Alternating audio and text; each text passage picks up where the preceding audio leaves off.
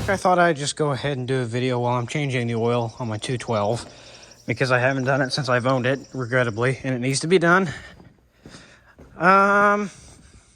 So really, first thing you're gonna want here, if I can find the right drawer, is a pair of something along these lines. Doesn't matter if it's vice grips, you just need a pair of pliers of some sort. And a drain pan, which I think now is actually over here. Yep, there it is right there. And a drain pan.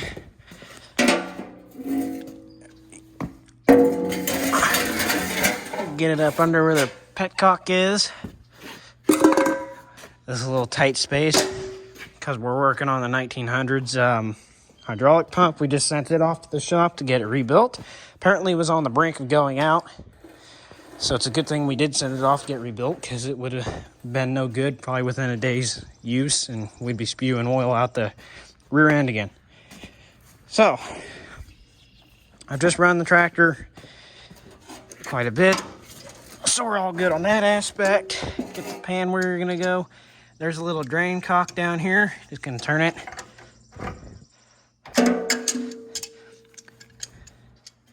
See if I can get it on there. This is a very awkward spot. Okay, let me try something else. Okay, I just cracked it. So now all we gotta do from this point is turn it counterclockwise. Before you do any of this though,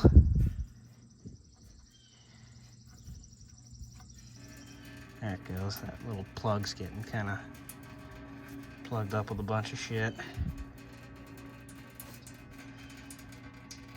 It should be warm, but pull the dipstick, let the air to get in there and replace the space of where the oil was. Wipe that off. Yeah, it was due for oil changing for sure because that's black and it kind of looks like it's the consistency of tar. So yeah, definitely a good thing I'm changing oil in it. Maybe that'll help with it burning oil too because it wasn't exactly the greatest at not smoking. It kind of smoked a little bit. Weird, oddly enough, it's started to quit smoking too, so maybe the rings just needed to have been seated a little better.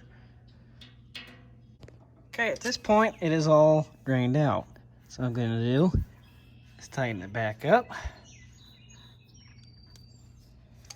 Get my pliers. Come down here.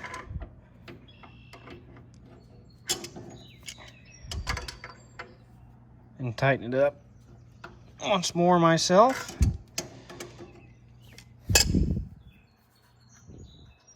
That's gonna probably have to be replaced. But at any rate, basically just tighten that up and then we'll move on. Okay, so I'm gonna be using this Mobile Delvac, considering this is what I have, 1630 SAE 30 weight motor oil. I only have a little under 2 quarts. These older tractors hold 1.5 quarts. And I think I'm right at that mark, somewhere down in there. Sorry, pointed way too high. I'm right down, right there. That's a quart, that's 2 quarts. So I'm right at 1 3/4 quarts. I have plenty to do this then. But you're still gonna leave your dipstick out because that's where you're gonna be putting the oil in. You can use a funnel. I think I'm gonna try and pour it without a funnel for the moment, which I think I can do because I've done it before.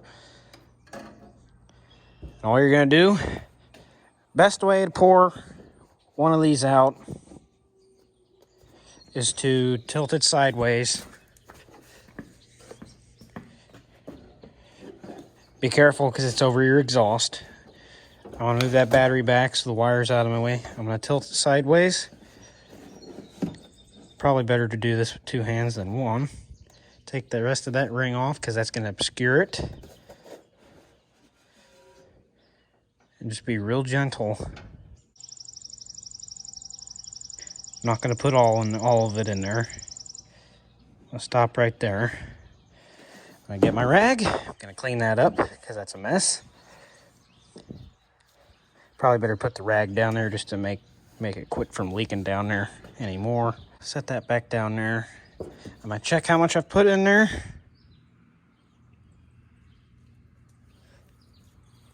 Looks like I've put roughly half a quart, a little over 3/4 of a quart.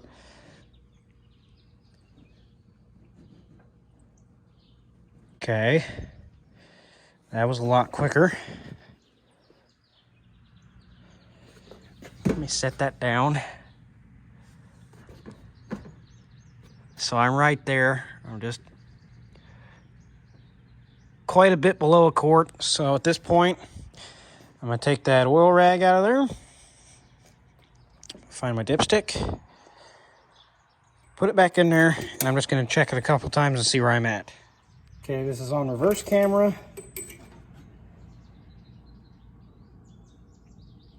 Perfect.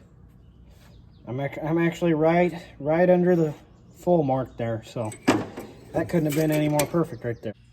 I'd come down here just to double check you're not dropping any oil down there from that petcock, and it looks like I'm good and dry, so that means that's nice and tight.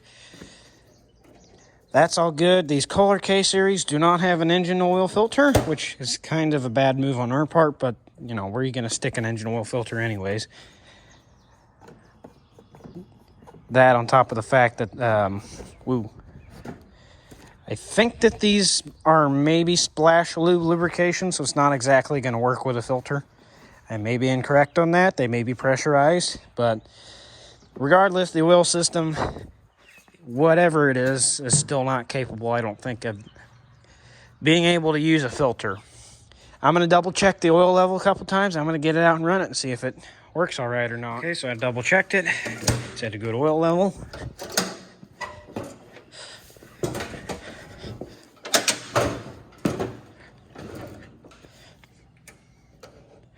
This thing's actually been pretty loyal. It starts and runs pretty well now. And of course, as soon as I say that, it's going to get camera shy.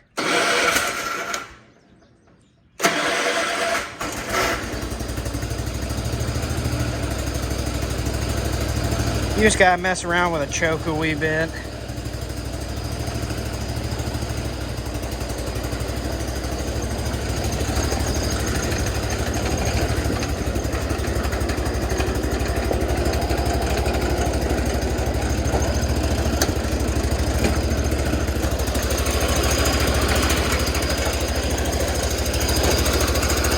She's a shaker, all right.